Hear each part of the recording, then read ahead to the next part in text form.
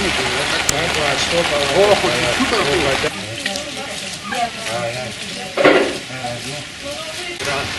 тебя прошу. В ночь с 23 на 24 число в Бутовском районе произошло стихийное бедствие. По предварительной информации, той информации, которой мы владеем, в общем, порядка 15 домов, это все предварительно. Линии электропередачи оборваны, опоры разрушены.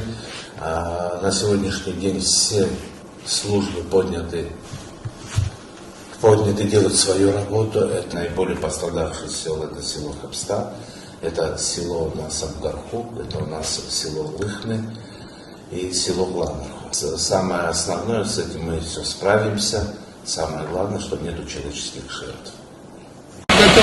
Кто-то желтую машину в кадре. Желтую.